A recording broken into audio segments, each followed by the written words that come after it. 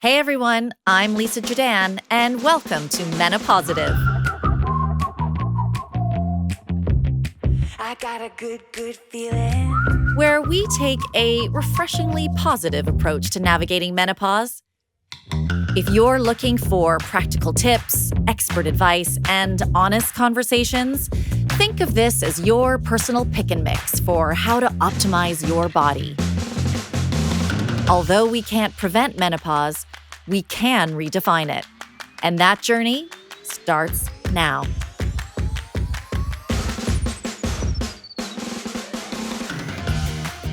I was in a bookstore the other day. Yes, an actual bookstore. I don't know what it is, but it feels like a place where time just slows down. I will happily wander through the different sections, discovering things I never knew I needed. It's like stepping into this oasis of calm until I became overwhelmed by the number of self-help books. This idea of life hacks has not only taken over social media, it's taken over the bookstore. You know, those clever little shortcuts that promise to make life easier or better, faster. Except, do they really? Did you know the word hack used to mean something or someone who was like subpar or unskillful? It referred to a person who was terrible at their job. But today, hack is a buzzword for quick fixes or beating the system. We all want to find that one magic pill to solve our problems. Or 52 pills if you're Brian Johnson. And can we be honest? Not all hacks are even worth it. I mean, I saw one recently for peeling boiled eggs. You put the egg in a jar of water and then you shake it like you work at a cocktail bar. I mean, all that effort to peel an egg. I mean, never mind the fact that I'm probably ruining my life by not eating a Brazil nut every day. This brings me to biohacking, another buzzword in human wellness, promising quick fixes and optimization through science, technology, and experimental techniques. If I'm honest, the original idea for this podcast and for this episode was hack your hormones. Until today's guest introduced me to the idea of bioharmony, an alternative that prioritizes working with your body instead of against it.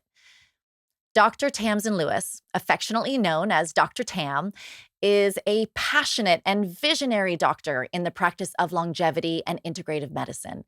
She graduated with honors after studying neuroscience and the biology of aging, and then went on to specialist training in psychiatry, sports medicine, as well as nutritional and functional medicine. Her London clinic, Wellgevity, is at the forefront of longevity science. She is particularly passionate about emotional health, resilience strategies, hormonal therapies, and strategic exercise that enhance health span. If she wasn't accomplished enough, prior to her medical career, Dr. Tam was a GB elite triathlete preparing for the 2012 Olympics. And in 2014, she won the Pro Ironman Triathlon Championship, plus 15 other international podium finishes. She is also one of the most kind and generous people I have met. Dr. Tam, welcome to MenoPositive. Thank you. It's lovely to be here. What an intro. Well, it's great to be here. First, I want to talk about these fabulous glasses that you have on. Yeah. What are you wearing? I wear these glasses called Loving Victorious Beings. They have a range, and I'm wearing them because there's a lot of light in the studio. And this takes out the blue light, but it also enhances with a little sort of pink tinge to it. So slightly rose tinted. Oh, that's a nice way to start the day. Exactly. So my the London Mizzle feels less drab when you're wearing these glasses. And I think those are the most fashionable ones I have ever seen. So well done. Oh, they look very nice. Straight from Ibiza. So I would love to hear from you. What is the difference between biohacking and bioharmony? So I have been in this sort of biohacking wellness medicine space for a while, starting off with my time, as you described, as an athlete, where we're always looking for ways to sort of repair quicker so that we can get back on the field and train harder. And over the years, when I'd met people like Ben Greenfield, very male-dominated biohacking space, and there's been a few women to try and penetrate it. And I was looking around at the biohackers and I'm like, they all look a little bit miserable. They're chasing the next thing constantly. So it was like the whole day became hacked to waking up in the morning, stuffing something in their tea, their coffee, their blender, to what they were wearing. Everything was hacked, and it became the intensity of it, the obsessiveness of it. And all the summits that I used to go to, the biohacker summits or biohacking summits, whatever they were. So one, it felt very male dominated. Two, very obsessive. And this whole stress edge to it. And I met a few people through that space, and they started talking about this concept of well, shouldn't we be thinking more about harmony, about bioharmony potentially, and what is biohacking doing if it's not just slicing off a way forward? And there is no biological free lunch, and we can come back to that. But I have learned that over the years, the more hacks you stack, the more the body pushes back to try and get back to sort of this homeostasis, this equilibrium. So I started to use this term bioharmony a bit more with the view to taking the pressure off people who were in this wellness biohacking space to say, look, recognize what it feels like when you are at ease, when you are in a state of what feels like equilibrium, of vigor, of vitality. And that is bioharmony. That is when the symphony of your different organs are, playing the same tune. It feels like more of a sustainable route forward as well. Like things that you can probably do more regularly than I find sometimes watching the biohackers that it's like, "Oh my god, can you continue this for 2, Mhm. 3, 4, or for the rest of your life?" Well, some people, it becomes their life, right? And I think, I started in this field very early on with friends, with a friendship with Ben Greenfield, who was an athlete, and we were a triathlete at the time. And he's probably one of the most famous biohackers there is now. And yet it was too intense being around that the whole time. And so, even he went off into this sort of realm of psychedelics and breath work. And, you know, uh, uh, there's a dual-edged sword to that. It's chasing the high of escapism, which arguably is another hack, escaping, to this sense of being at ease, at peace, at one, connected, regulated, which is bioharmony. So yes, there is a state of this being more sustainable, but it's also about intuition, developing your own sense of intuition and being in your own body, not trying to constantly move out of your body onto the next thing. And this is a I think a lot of women were so busy looking after others, Mhm. or, we have big jobs or whatever it may be that it's really hard to sometimes stop and think, "What am I feeling?" Like, being mindful of I remember when I first saw, a homeopathic well, is it in the left side of your face or the right side of your face? Or is it here in your stomach or is it in your chest? And I was like, I actually I have no idea where I'm feeling this right now. Mm, So to go away and actually start paying more attention to how we're feeling, I think can be difficult for people, but you have to make a conscious choice to yes. listen out for that. I think it is really important. I think there is a movement now and in this wellness industry to be more um salient of your body and how and your feelings. We have spent, me included, a lifetime of running away from our feelings, of not feeling, because especially in Britain, we're told, push it under the carpet, stiff upper lip, stiff upper collar, get on with it. And now we know, and thanks to the work of people like Bessel van der Kolk and Gabor Maté are talking out about this whole concept of, the body does keep the score, in that your subconscious brain does, remember traumatic memories or painful emotions, and you can, outrun, outdrink them, you can soothe them or numb them however you like, but they are still layered in our cellular memory somewhere. So by feeling our emotions, by checking in with ourselves and acknowledging them, it gives them space to move through rather than stay stuck. So starting with awareness. Anyway, that's a good starting point. With everyone living longer, most women now will spend 40 to 50% of their life in menopause. I mean, that's half our lives. Um, what we're trying to do with MenoPositive is educate and inspire women on how they can live well. As a longevity expert, I love you don't necessarily just speak of lifespan, you speak of health span. You also have this lovely term joy span. Mhm. So tell us a little bit more about that.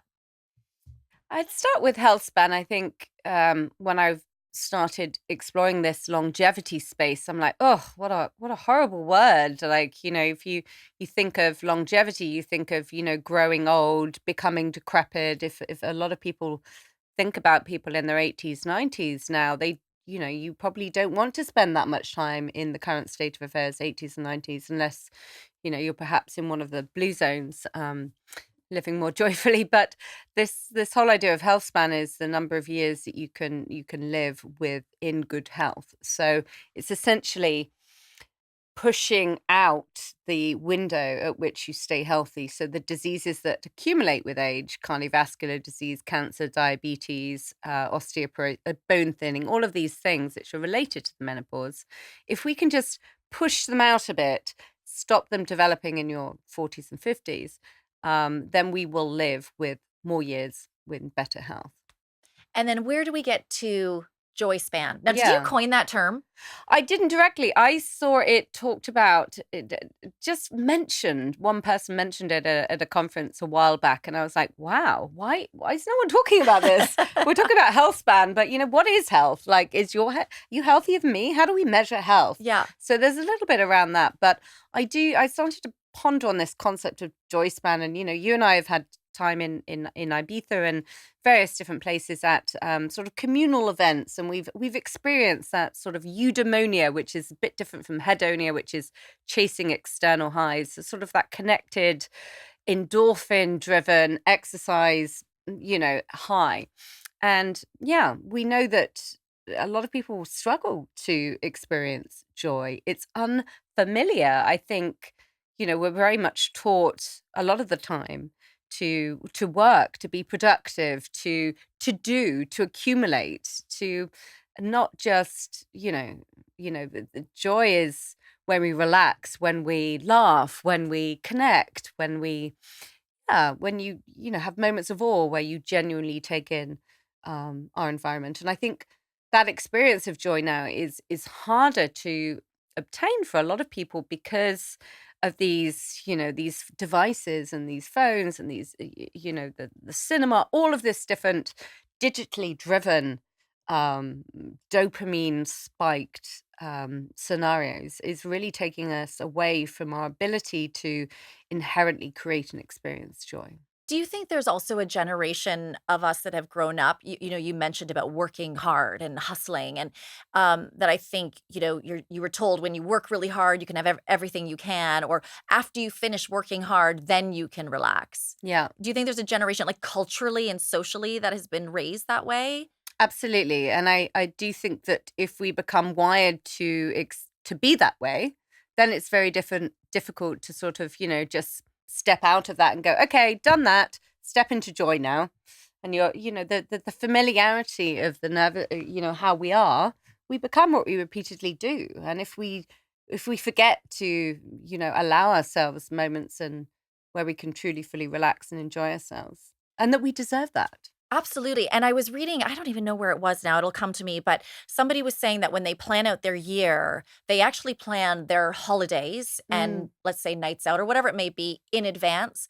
Because if they don't, work and all these other expectations are going to fill that time. So they purposely block it to make sure that they are able to have those moments of joy throughout the year. I think we have to get better at that. We have to schedule time for, we don't have to call it self-care if it sounds too woo, but you have to call it health preservation, something. Health preservation. I love it. And it's interesting because I've had some other doctors here talking about when women come in to see them about their perimenopause or menopause symptoms, they have actually just described it as a loss of joy. Mm, Like they're like, I just don't feel as joyful as I used to. mhm. Do you see this in your practice? Yeah, absolutely. I see it all the time. I've experienced it in myself going through perimenopause and also postpartum depression, which is similarly, you're getting a big drop of hormones.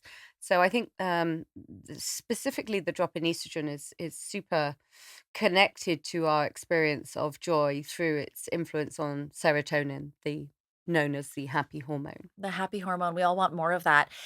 What are some of the things, I mean, you mentioned social media or tech. What are some of the things that steal our joy? I think it's comparison. I think social media in its constant comparison to the life that you should be living, or you are forced by these social media outlets that you think you this aspirational life that looks so amazing on social media. I mean, people look at my life on social media and go, wow, and you're like, it's the fluffy version, right? So that's one. So this constant sort of keeping up. We're not meant to see the lives of hundreds of thousands of other people. We're not evolutionary, biologically evolved to be exposed to seeing all that. So one, it's that comparison. Two, it's overwhelm, like the fact that we are constantly connected and we're constantly being nagged in various different guises.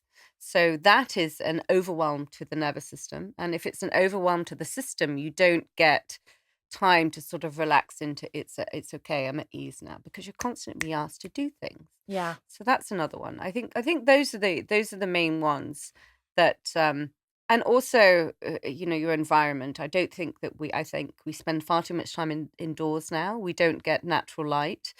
We are disconnected from nature. We're disconnected from each other because we're connected via devices as opposed to like we are now, which has true biological effects on us. Like we are exchanging hormones, biochemistry, by being within proximity of each other. You don't get that through a device or through Zoom.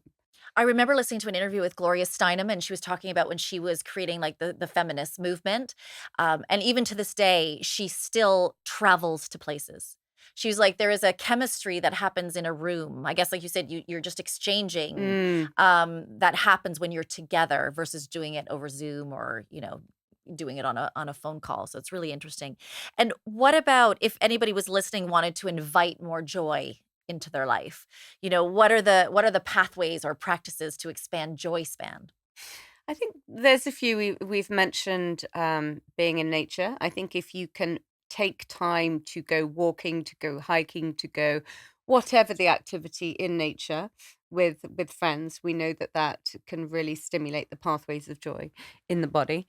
We know that community events, so even if you're a member of your local church or singing group or going to dance practice, those kinds of things really do enable joy in us because they are activities of flow whereby we move out of the thinking brain into the being organism, which is like come in, right in, like, and then you're flowing. Yeah. And flow is conducive to creating joy and the experience of joy and all of the connections of joy that happen within the body. Oh my god, everybody's gonna get their walking shoes on and get outside more often, get their 10,000 steps, but I think it's also being in nature.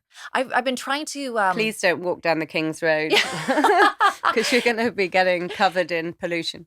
I've been trying to make an effort of actually looking up more, like Mm. looking up at trees and really paying attention to them or the sky or whatever it may be. But it is a conscious decision to look up because even all of us get in a taxi. What do? We look down at our phones. Mm. But I'm trying to, when I get in a taxi, I purposely look out the window and just try to watch the world around just to have that moment, even Mhm. to discover things.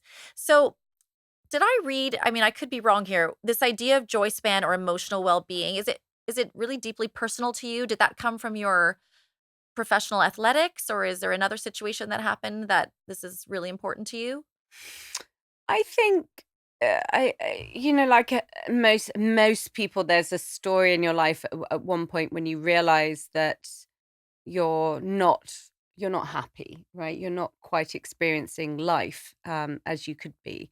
And for me, it was accumulating all of those accolades that, including my Ironman win, and I'd gone through a relationship breakdown. I was having difficulties with my mother and my sort of maternal, and it was, I went through a significant period of depression and postpartum depression. I had my daughter soon after that Ironman win, and you really have to. I noted that you really are responsible for your own health and building back. And I don't think any of the doctors that I met really knew how to help other than to give me prescriptions for medication. And actually, all the medications did was buffer my experience of life, as in put cotton wool around my experience of life, which for many people is necessary for a period of time. But the problem is many people go on SSRIs. We know they're indicated for as a replacement for hormones in the menopause, is that they do essentially just do that. They buffer your experience of life, including the ups, including the downs, but you're just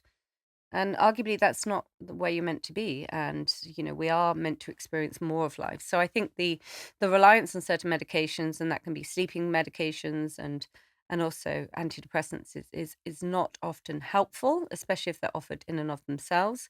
There should be more short-term solutions than, if you ask someone how long they've been on antidepressants, sometimes it can be 15 plus years. Yeah. This is not the way they were licensed to be prescribed. And I think like, what you're saying is you can take them, but in combination with talking therapy or Hmm. exercise. I think that's what you meant when you said, I do now. I think when I was going through this, you think about, 10, just 15 years ago, the world was very different. And I started speaking out very early about this, the potential of lifestyle medicine to have true biological impact. I think even then we thought it was just a nice to have, and it may have a little effect. They weren't even acknowledging that what we ate really had an impact on our mood. And it's there. It's proof of the pudding is in the microbiome, in the gut health. Now we can measure that. But, we know that, things like sauna practice have tangible effects on the brain, antidepressant effects on the brain. We know that, if you improve your sleep through taking certain supplements, magnesium, vitamin D, glycine, for example, all of that can improve your deep sleep, which is cleaning the brain, which is allowing it to restore and be better to, serve to become your filter for your experience the next day. So yeah, so I think the way we live in a very different world now, where we know that practices like breath work, for example, can effectively rewire your brain. It can help you process difficult emotions, stuck emotions in the body. Like if you've ever done deep guided breath work, not on your own, but with someone so that you feel safe, you do go through a whole whirlwind of emotional experiences. And often people are very surprised of the things and the emotions and the thoughts and the visuals that come up. So I do think that we're constantly living on a fast forward mode without acknowledging all that we've been through, and that the body does indeed keep the score. and this idea of joy span and health span Hmm. together with modern medicine, is that bioharmony, or how would you describe, like, what are the elements of bioharmony that The elements of bioharmony for me are trying to get people to recognize a state where they feel well, vital, and at ease. And that's psychological and physical. So, bioharmony for me is at first, it's an educational process. So, noting when you feel good and what could have contributed to you feeling good. Is it you ate differently? That is, it's sometimes an aggregate, right? It's what you've done over the course of weeks. It's a positive conversation with a friend. It's the absence of stress. But one, it's a real noting of when you're well. It's also reflecting in your hormones, right? It's also reflected in your being triggered easily. So bioharmony would be, for example, if you had a difficult conversation with a boss, a partner, or your mother, you wouldn't argue back, you wouldn't react. You would be able to step back, sit with it, and then reframe and speak. So that to me is encouraging more of a resilient, bioharmonious state. oh gosh, I think I need some I need some bioharmony in my life, Dr. Tam. Yeah. Oh my God, I had an argument with my daughter last night. You know when you have a fight with your mom or your daughter, and then you hate yourself afterwards as Yeah. well. And you're like, I could hear myself talking and I wouldn't stop. Like I just kept going and going and going. And I'm like, why can't I just stop? I need some bioharmony in my life Well, for again, the sure. first point of change is recognition, and you could hear yourself and you recognize that perhaps you do want to change. So the next time you have to remove yourself from the situation and then walk back into it 5 minutes later. But that is it. It's training. Like we train for a marathon, you have to train for this. Yes, and I think I do say I'm like, I know what I'm supposed to do, but sometimes, listen, sometimes we lose it. Sometimes we lose our shit. It's okay, but we'll do better next time. But one of the things I find really interesting about you and your work is you're really open. You have a lot of curiosity. I feel I can talk to you about everything from ancient wisdom and holistic remedies that are like centuries old, all the way through to cutting edge science. And there are some things that don't, some of these things that don't typically get talked about in the menopause conversation. I have a number of things here I'd love to talk to you about, but are there 2 or 3 emerging practices that you are most excited about when it comes to managing menopause symptoms? I mean, aside from this whole approach of personalized HRT, so I do think we're evolving, and we'll probably come back to that. So I do think that there is not a one size fits all menopause solution. And I think, unfortunately, that is being offered to many people, and it's not right because it doesn't suit. So I think we will get to a more personalized solution. I also think that we are going to, for the 20s, people in their 20s, I think we're going to go to this ovarian preservation so that you will be freezing some of your ovarian tissue and then reimplanting it to delay the menopause, where your own ovarian tissue reimplanted will then secrete the hormones so that you won't have to take hormones in. You will be replacing ovarian tissue, which will secrete your own Oh hormones. my god, that is Yeah. fascinating. So that is in process in science at the moment. That is being done in animals right now. So promising for Mm. women that, I mean, we're having children later in life. Yeah, I think we also now know that ovarian health is, or having ovaries is far more than just the hormones that they secrete.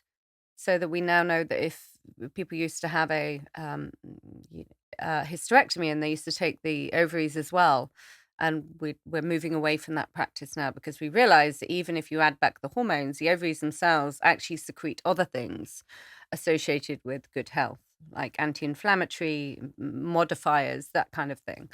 You and I were at a talk with Dr. Jessica Shepard as well Yes. at the, Yeah. and I remember her telling a story about when she's training other surgeons that Mm. when they were looking at a woman's ovaries, she described them as these beautiful, like this beautiful little thing inside women's bodies, and they all wanted to touch them. And she'd be like, "Look after those beautiful things. Like, don't just move them around, but look Mm. after them." And she just painted this picture of these beautiful things that need to be treasured in our bodies. Yes, very, very fluffy and soft. Yeah. Fluffy and soft ovaries. I love it. So you talked about hormone replacement Yeah. therapy. Let's talk peptide therapy. I Yeah. had never heard of this before, but until I was doing research for this episode. Can you explain what peptides are and what peptide therapy is and how it might be used for menopause symptoms? So the whole industry of peptides is booming now, and it's been booming in the US for quite a while, probably 3 to 5 years. Peptides are essentially little building blocks of protein that have a signaling effect in the body. So the most famous peptide at the moment is semaglutide, which is Ozempic, otherwise known as Ozempic. So what they do, so there's a range of them, and essentially they can do, they can signal different glands in the body to work differently. So in the case of semaglutide, for example, it stimulates the release of something called ghrelin, which is the hunger hormone. So if you have more ghrelin, you feel fuller quicker. It slows down your rate of emptying your stomach. So we know that, for example, has an effect on appetite, on the way our body processes carbohydrate in the body, and weight storage, so fat storage. So that's one example. Other examples of peptides are what are similar to this, to semaglutide, but they tend to have anti-inflammatory effects in the body. So there was research that has been done on semaglutide and similar peptides, which have shown that people's fertility improved because they tend to have an anti-inflammatory effect on the body. We don't know exactly why they do, so it's a little bit tenuous, the research. Other peptides that can support in the menopause are things like BPC 157, which has been studied. It is known as the body protective compound, so our body creates it naturally, and it tends to signal to different cells in the body to repair. So, for example, you can take it orally as a capsule, and it tends to have the reparative effect on the stomach lining. You can inject it with the little insulin syringes, that diabetics use. in a place of injury. So we know that as one progresses into the peri and menopause, you tend to get more aches and pains and more wear and tear injuries because collagen is not being produced in the same quantities as before. So BPC is an interesting peptide. You can also take growth hormone stimulating peptides like ipamorelin and CJC, which can stimulate growth hormone that can help sleep. We know there's a lot of insomnia in the perimenopause. So they are potentially interesting. Um, I think those are the main ones. There's brain peptides because we know we get a bit foggy. There's Salank, which can be used as a nasal spray. CMAX also used as a nasal spray, and they tend to stimulate different neurotransmitters. And so it just sounds like this is something for those that maybe cannot take hormone replacement therapy or don't want to take it. It's something that they may want to look into. I think that peptide therapy is a very interesting field, but you have to have a good doctor that's skilled because you are, injecting yourself with 2 or 3 things every day in a week. Oh, wow. Yeah, I wouldn't. I'd want to stay away from the needles for sure. But it is an interesting area of science that is advancing in this area. So it's one to watch. Well, look how many people are who are on Ozempic and Mounjaro. They don't have to. They just use a pen, right? At the moment, many of these peptides don't come as a pen, but I'm sure they will in the future. A few other modern tools for menopause management. I was learning about hyperbaric oxygen therapy. Talk us through this. I became a fan of hyperbaric oxygen therapy during my time having long COVID. Like many people, struggled to recover from COVID. Had a big bout of it the first time. So hyperbaric oxygen therapy is essentially like you go into a chamber. And they make like multi-person chambers now, so you can go in and have a conversational work meeting. Go in with a friend. Yeah. Take a call. People do, although I think the whole point of hyperbaric oxygen is you're meant to, like lie down and actually relax for a few hours or an hour, and at 1 to 2 hours. So hyperbaric puts you in a pressurized environment and you have a mask on your face, and it's essentially pushing oxygen into the cells. And what that does is signal to the body that it can create new blood vessels, it can create new nerve connections. I used to notice it put me into a repair state. So if I looked at my aura ring, which I know you also wear, I'd go into what I call a vagal state. So that's the repair state. So it basically pressurizes you into repair quicker. So it's interesting when our tissues don't heal as well during the menopause if our estrogen levels are lower. Well, exactly. I thought as the estrogen levels decrease, then I guess it decreases that cellular energy. And does the oxygen therapy help just give that a boost as part of the repair process? Yeah, essentially. And could that, I was reading, tell me if I'm wrong, this can help with everything from night sweats to insomnia or sleep issues, as well as any other. I'm trying to think of some. I can't think of off the top of my head. Brain fog. Thank you. Yeah, brain fog. I just had a moment of brain fog right there.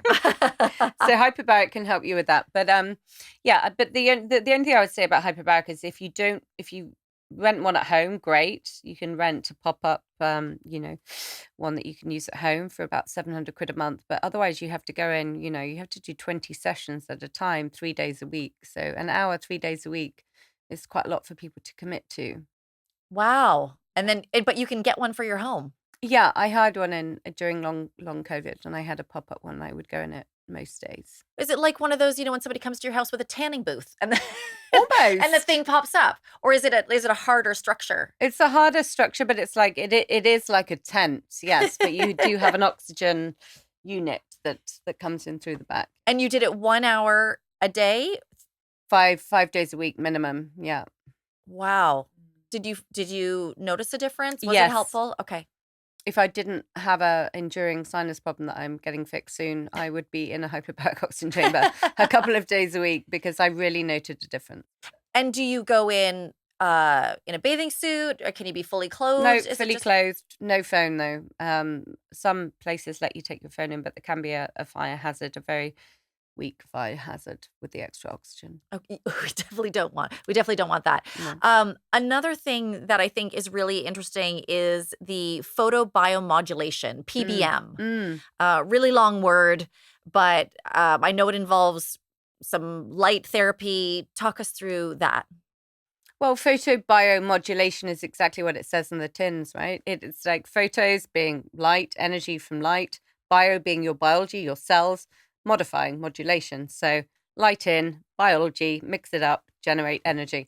So essentially, we are light beings. I think, any of you, some are more sensitive to others than others, especially when there's winter, there's very little light in the sky.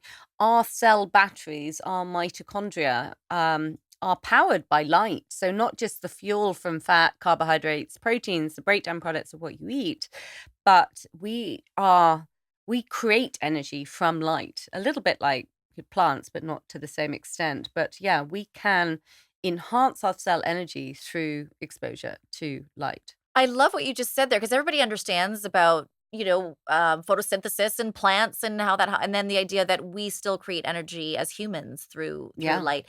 And can this really help with mood regulation as well? Yeah, absolutely. So there's different wavelengths of light, right? We know that we actually need blue light in the morning because that stimulates cortisol. We need a little bit of cortisol in the morning, the awake hormone, and then it also tells the melatonin, the sleep hormone, to switch off. So I actually used a device called the Human Charger, no affiliation. Just put it in it goes through your ears, and it signals to the brain that there's light, especially when, like today, there's no light in the sky hardly. And what that does is signal to the brain you have light, and that makes you feel in a better mood. We've seen that the effects, the studies show that serotonin synthesis is improved, for example.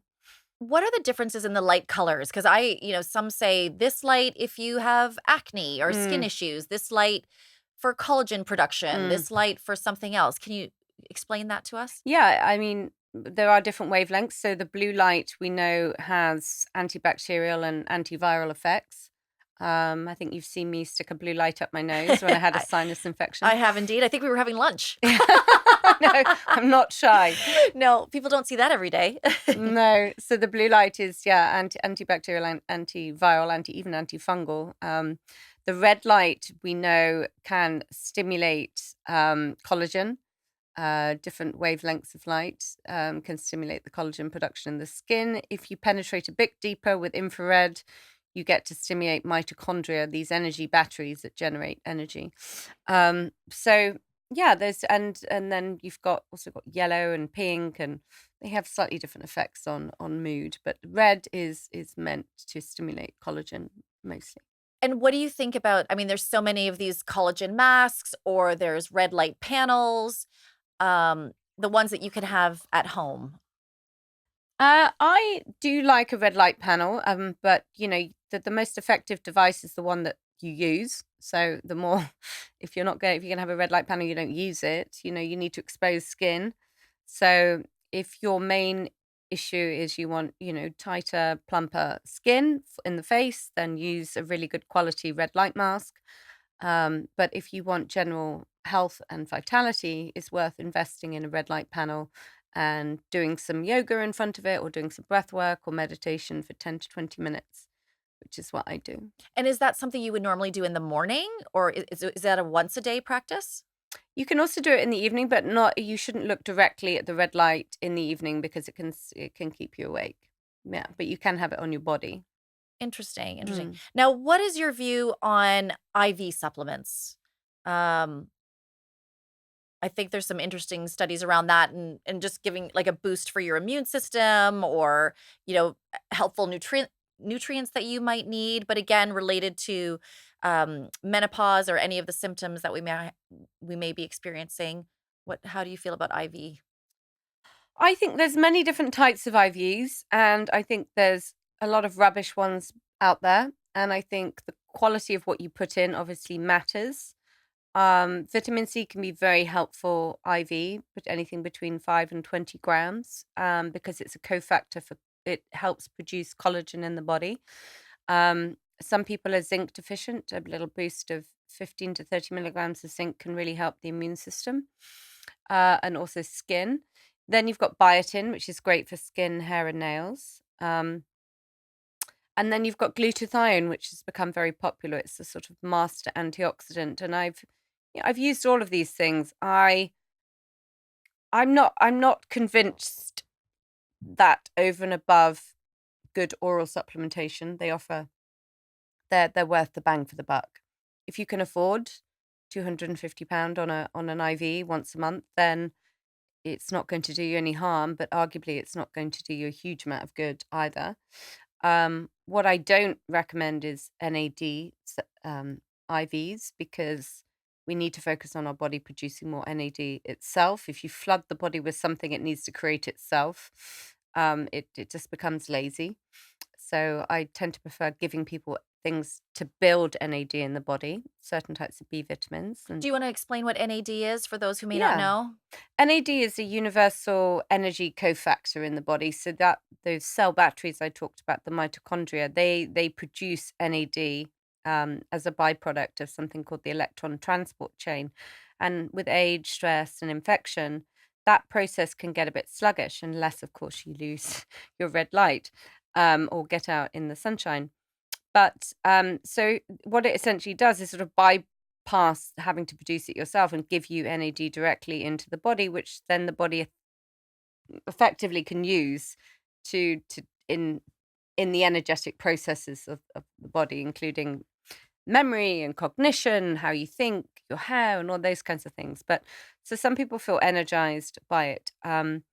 But again, as I said, you're better off looking at why you've got potentially low NAD levels in the first place, and focusing on lifestyle and supplementary ways to support it. So there are some other natural ways to boost your natural NAD production. Yes, And that is what you were just saying. Is that exercise, others types of oral better supplements, sleep, better sleep? things that create NAD in the body, like certain types of B vitamins, niacinamide, for example, spermidine, resveratrol, and then looking at things like chamomile. Something in chamomile tea, for example, called apigenin, can stop that those B vitamins being recycled, so it keeps your NAD levels higher.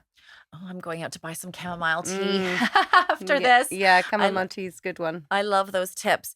Now, some more fun things I think for me that are fun. I mean, I love this deep science. I think it's really interesting to keep our eye on it, and it's always really fascinating talking to you about these things.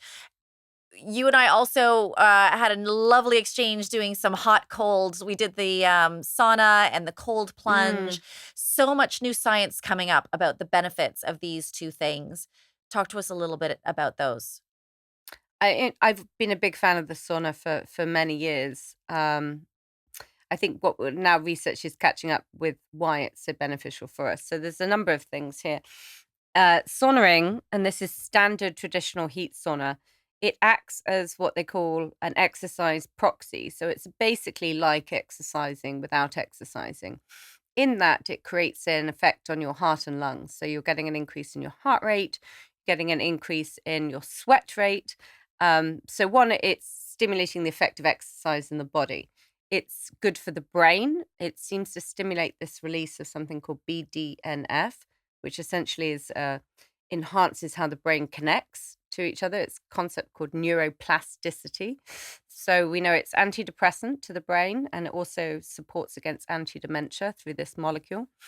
And then we know that by sweating, you are getting rid of accumulated byproducts of life, like pollutants, like heavy metals, like all of the things that we even microplastics we think potentially could be excreted in sweat. Oh, wow. Yeah, so we are becoming, a product of an increasingly toxic, for want of a better word, environment. And I do think that we need to support our body's ways to excrete a lot of the chemicals that it's exposed to. Can you get a pop-up sauna? Yes, Can I you?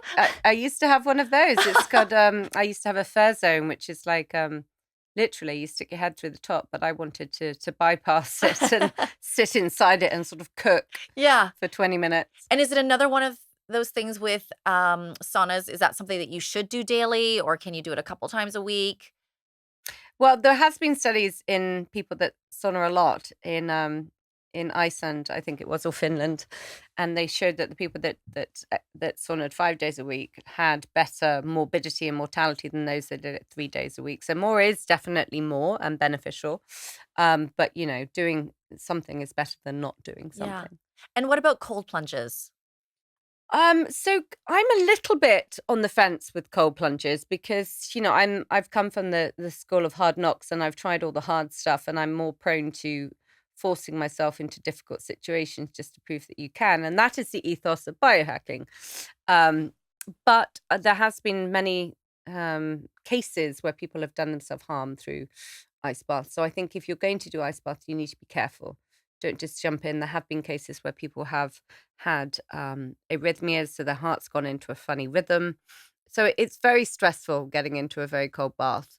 And I Um, heard that, I mean, some people think it's like, "Oh, yeah, I could spend 10 minutes in a cold plunge," but it's actually not about how long you're in there. Isn't there some measurement of if it's -3, you stay in for 3 minutes? Or I don't know, is there some model like that?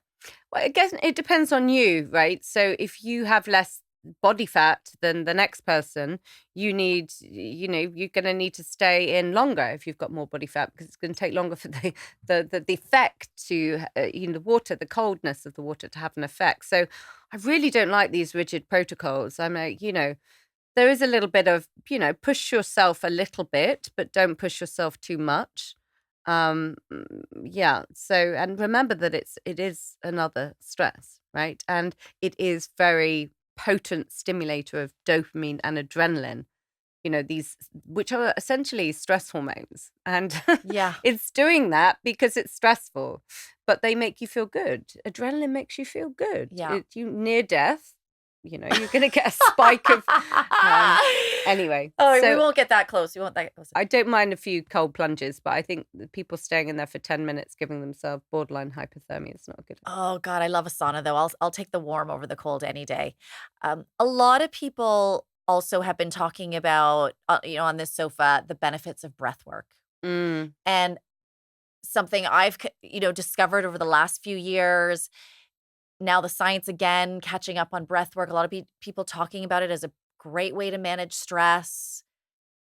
Do you practice breath work? I love breath work. I don't do enough of it in my day-to-day life, but when I was working with Six Senses, I made an effort to do it a few days a week.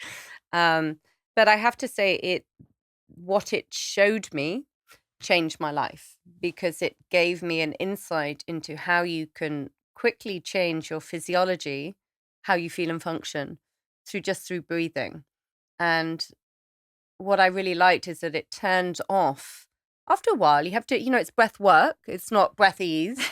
You do have to, work a bit to get to the state, which is where what they call the default mode network, your thinking brain, sort of goes offline. And they can see this. If you look at or if you scan people's brains when they're doing breath work, you can see that this sort of frontal lobe goes offline, which means the blood flow starts decreasing to that part, and your thinking brain goes off and your feeling brain comes in.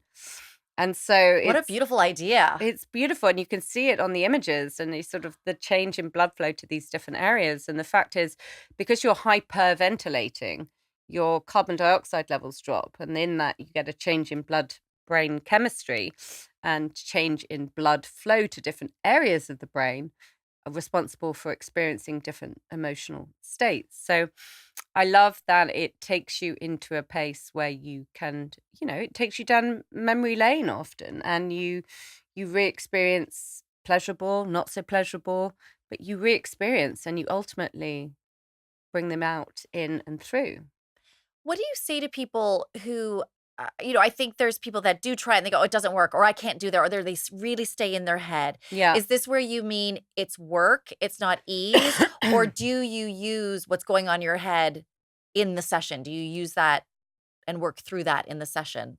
No, the being in the head still is the blocker, and that is where a good breathwork practitioner, and I do work with them in my clinical practice a lot, will stay with you long enough to get you through that process. Because if you have stayed in this prolonged hyperventilation, you're doing it right, there will become a point where you start noticing that you're not having to work anymore. You're starting to feel and float. So is there any advice you can give to people listening on what they should look for in a good breathwork practitioner? Um, I think experience. I work quite a lot with Rob Ray, who's brilliant. But there are, lots of different people now available. I have been using an app called the Othership app, They have a place in New York. They probably have one here soon, communal social wellness. But the Othership app is really nice because it takes you on a breathwork journey with the music. But again, there's so many different. Um, I think stay away from the Wim Hof style breathing and more into this, what they call transformative holotropic breath. And why would you stay away from the Wim Hof? Am I saying his name right? What's his name again? Because what he does in his breathing techniques is take you into a state of sort of not feeling of sort of it's meant to be a hack into the meditative state so that you can then not feel to go into the ice bath. So while Wim Hof can sort of take you into this sort of zzz, where you don't, you're just there. I really like the breath work, which enhances the process of a journey, where the music carries you on different aspects of yeah of your emotion. You've raised an interesting point because there is breath work that actually does prepare you for things like cold plunges. Yeah. It seems like it's a different practice Yeah. than, like you said, more of a transformative breath work exercise. Yes. You're also really exploring in like the neuroscience research and the therapeutic use of psychedelics and plant medicine to support mental and emotional well-being. Is there anything interesting there that's happening again in regards to hormone shifts that might be interesting for us to explore? I don't know any direct studies that have been done on with psychedelics in the menopause, but given that that there's a vast range of psychedelics, so we should be careful what we're talking about here. The one that's attracted most interest, because it seems most benign in terms of its side effects, is psilocybin, which is the active ingredient in magic mushrooms, and there are hundreds of trials being done worldwide at the moment, and many being done here in London at UCL and Imperial, with healthy volunteers, but also with major depression and anxiety. We know that the incidence of depression and anxiety is heightened in the perimenopause and menopause because of the reasons that we discussed, with estrogens linked to serotonin and then serotonin's linked to those mood disorders. So what psilocybin can do, and I have to state that there have been no good trials of microdosing, which is different from the trials that are looking at macrodosing of these psychedelics, which is essentially where you put an eye mask on and you go and lie down and there's music playing and you go on an inward journey for anything from 3 to 6 hours. That is called, a bit like we talked about with breathwork, a transformational experience. And they know that, one or two of those can set people on a new life course because of of the emotions it shows you, the different situations that you potentially been through in your life and that you can move through. So that's one area that's been looked at. There's also this concept of microdosing, where you take small doses of magic mushrooms on 3 to 5 days a week, and while the trials are really not there in proving how these affect people, if you look anecdotally at what people say when they try microdosing, they will tell you that they have a more of a sense of being at ease, and we go back to bioharmony, so that you're less triggered, so that you feel more resilient, you potentially experience more joy, more connectedness to your loved ones. And I think it's a very interesting field. We also know that there is some research with Alzheimer's, and we know that the incidence of neurodegeneration, that is cognitive decline, is enhanced as we go through the menopause, sadly. So you have to look at protecting your brain. Psilocybin has been shown to be neuroprotective, in that we talked about this with hyperbaric oxygen therapy, in that it help the brain create new connections which are lost as we age. So it's essentially like, think of it like sprouting these mushrooms, like the connections, the mycelium. This actually happens in the brain, we feel. So many interesting things going on. I mean, we have covered so much today. I do want to take a moment because you've touched on it a little bit throughout, but this idea of repair and recovery. I think, there's a risk for some people who may be like, okay, no, I got to go exercise and I've got to take these supplements and then I got to do breath work and I got to do this. Or even, as a recovering, endurance sport junkie, can you talk to us a little bit about this idea of the importance of rest, recovery, and repair? Yes, I think Now we all wear Aura rings or Whoop bands. We can get a bit more of an insight to how we are recovering and repairing. And I I think what they're teaching us in one thing is that 5 a.m. workout or even 7 a.m. workout may not be necessary. I think we know that more stress in your daily life, it adds to more stress. And that actually, when you get stronger, is in the adaptation to whatever stress, if you say exercise is the stress. And a lot of us are not allowing ourselves that period of rest and recovery because we're too busy achieving and doing. So I do like to encourage people to take time out and really allow themselves to check into being at ease, book a massage. I'm much better at doing this now. I used to be obsessed with like achieving and doing and now I'm like, you really do have to live. And I think that's another part of listening to your body, Mm, right? Because sometimes we do just push through. We keep pushing through. But that's what I love about my Aura ring when it says, "You should take it easy today." And yeah. I too am just starting to pay attention to that and to Mm. give myself grace to not push myself on those days. I love the idea. Weren't you just at a summit, a longevity summit or something? Was there a longevity rave? Yes. There's a couple there. Dr. Tina Woods runs them. She's like a 55-year-old doctor and she's also a DJ. Oh my gosh. So what would you find at a longevity rave? No alcohol, great music, these sort of nootropic, so brain stimulating cocktails. So they're things that, contain some non-psychedelic mushrooms, obviously, because they're not legal yet. Well, they are in California. Yeah, so you did maybe some ketones, a ketone drink, which stimulates the brain activity. I feel like this could be my next dinner party. Yeah, there you Have people go. around your house, have some nice food. Longevity rave at my place, everybody. Great. Is there anything else that you're seeing in the future of women's health and managing hormone shifts that looks promising that you want to talk about? I do like this idea of preserving our tissue while we're young. For example, our stem cells from our placenta or cords. We know that potentially having them re-injected as you age is going to. They contain what they call pluripotent stem cells. That means that they can go in the body and become anything, but as they are yours, you're not going to reject them. So I think that is very interesting. I think stem cells generally are interesting once we can make sure that taking someone else's stem cells is 100% safe. Um, I think gene editing, it might sound scary for a lot of people, but our DNA now, we know that we can find ways to switch off potentially DNA that codes for proteins that can be harmful to us. So that's interesting. I also think people are getting are tracking their health a lot more than when I started this. People just were like, GPs were like, well, why would you want a blood test? You're not sick. But, I'm not well either. How do you know I'm not well? I'm just because I'm not diseased, but, I might have iron deficiency. I might have, you know, irregular periods. I might have early menopause. You don't know unless you test.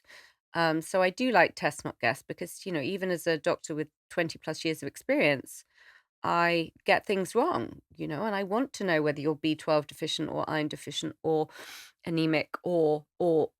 And a lot of people, the deeper you go, and these tests are becoming more affordable for more people now, there is always something, like for example, have a high immune age since COVID. Like I know, but my metabolic age is very good, but my immune system is not so good because of the knock on effect of COVID. And that is common to many people. So I need to be more focused on how do I protect my immune system as I age. So, also environmental toxins, as we've talked about. Yeah, you're passionate about this, aren't you? I am really worried about the ability of our system to process everything that is exposed to. And I had a bit of a shock because I haven't been in Sainsbury's, like a big Sainsbury's supermarket. And I went in the other day to pick up some things in this event that I'm hosting. And I was shocked by everything. There's so much plastic everywhere. And, there's no deli counters anymore. Everything's pre-packed. And I think we're seeing it with the cancer rate. So I think the government needs to really have a rethink about, yeah, all the plastic exposure. We were talking about that on another show with Dr. Taz from America, and she was saying there was a rise in polycystic ovary syndrome in young women coming up. And she's like, why is this coming up? And starting to look at all these environmental factors. So it's something we should all start replacing all your Tupperware, everybody. Dr. Tam, okay, final question. We ask all of our guests, knowing what we know now about bioharmony, modern menopause practices, what would you tell our 35-year-old listener? It's at 35, you've got to start being aware. Do you want a child? If you still haven't had a child by the age of 35, you need to get on with it. We know that right now because of the quality of your eggs. But also getting a snapshot of your hormones. So measure, like, what is your estrogen in mid-cycle? What is your progesterone post-ovulation? What is your testosterone? Because that will give you a benchmark to levels that you potentially can look to move to replacing in the perimenopause. What would you tell our 45-year-old listener? In 45, you are borderline perimenopause.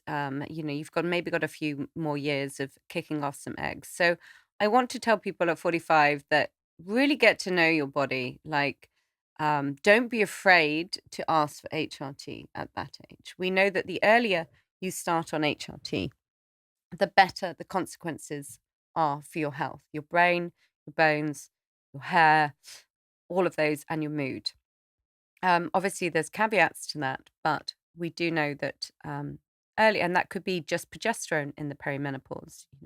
So I think, yeah, be informed, and ask for support in the perimenopause, and know that exercise, lifestyle changes are going to be super important because these are the years in your 40s that autoimmune diseases start popping up, especially if there's unresolved or relenting stress. And finally, what would you tell our 55-year-old listener? I would say move into your power at 55 because some of the people I've met at 55 are the most robust, wise, sorted, grounded humans that I know. And to not be scared of hormones, to have a really deep, ongoing conversation with your doctor and know your hormone profiles, but also seek a personalized approach and also exercise. Everyone talks about it quite a lot, but it's really important to try and maintain muscle mass through adequate dietary protein, but also stimulating your muscles. Keep moving. Keep moving. Dr. Tamsin Lewis, thank you so much for being part of our MenoPositive community. Love being here. Thank you. If our listeners wanted to find you on Instagram or find Wellgevity, how can they do that? I'm Dr. Tam on Instagram, DRTAM. You can also look at Wellgevity online and Solace Health. Wow.